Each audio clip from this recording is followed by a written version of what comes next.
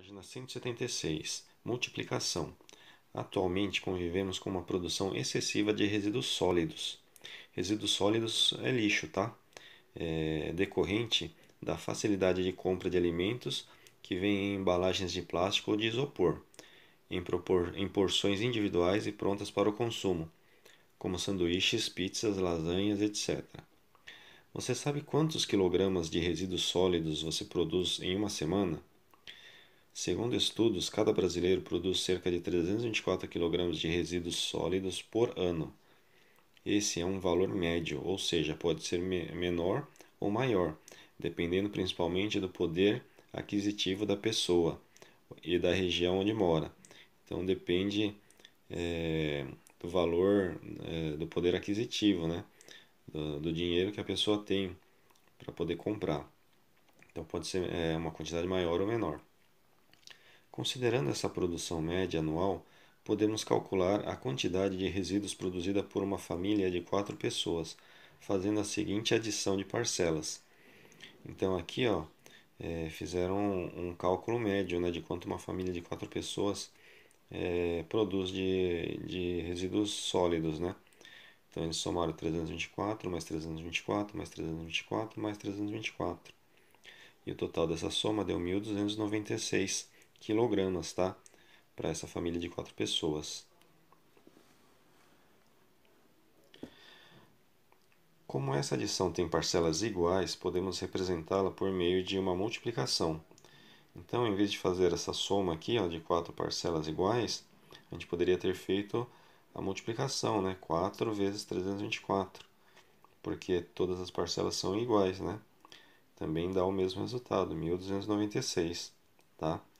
E esses valores que são multiplicados, o 324 e o 4, nós chamamos de fatores. E o resultado da multiplicação é chamado de produto. Portanto, 4 pessoas produzem aproximadamente 1.296 kg de resíduos sólidos por ano. Além do sinal x de multiplicação, né, a multiplicação pode ser indicada por um ponto. Por exemplo, 12 vezes 3, aqui foi escrito com x. 12 vezes 3, aqui foi escrito com um ponto. É a mesma coisa, tá? O resultado deu 36 dessa multiplicação. As multiplicações por 2, 3, 4, 5 e 6 recebem nomes especiais. Aqui tem uma tabelinha, ó. Multiplicação por. Aí tem os números, né? 2, 3, 4, 5, 6 e o nome especial que recebem. Então, multiplicação por 2 é o dobro. Multiplicação por 3 é o triplo. Multiplicação por 4 é o quádruplo. Multiplicação por 5 é o quíntuplo. E multiplicação por 6 é o sextuplo. Tudo bem? Propriedades da multiplicação. Página 177. Pessoal, nós temos 4 propriedades da multiplicação, mas hoje nós vamos ver duas, tá? Aí na próxima aula nós vemos as outras duas. Ao fazer cálculos que envolvem multiplicação, você provavelmente usa algumas de suas propriedades. Veja a seguir quais são as propriedades da multiplicação. Então, a primeira propriedade que a gente vai ver é a propriedade comutativa da multiplicação, tá? Alguns filatelistas, pessoas que colecionam selos, né, participaram de uma exposição exibindo parte de suas coleções de selos. Os selos foram exibidos em painéis compostos de 12 linhas e 14 colunas. Então, os painéis tinham 12 linhas, né, e 14 colunas, tá? Note que os selos foram organizados em linhas e colunas. Nesse caso, para calcular a quantidade de selos expostos em cada painel, podemos multiplicar o total de colunas pelo total de linhas de duas maneiras, apenas trocando a ordem dos fatores. Então a gente podia calcular a quantidade de selos de cada painel fazendo a multiplicação, né? E aí a gente pode fazer ou 12 vezes 14, que dá 168, ou a gente podia mudar a ordem, né, dos fatores e fazer 14 vezes 12, que também dá 168. Portanto, em cada painel foram exibidos 168 selos. E o que a gente percebe aqui, ó, nesses dois cálculos, é que em uma multiplicação, a ordem dos fatores, né, dos números que estão sendo multiplicados, não altera o resultado. Tá vendo? Ó? 12 vezes 14 e 14 vezes 12 tem o mesmo resultado. Então, essa é a propriedade comutativa da multiplicação. A segunda propriedade que nós vamos ver hoje da multiplicação é a propriedade associativa, tá? Calculamos anteriormente a quantidade de selos em cada painel, ou seja, 168 selos em cada painel, né?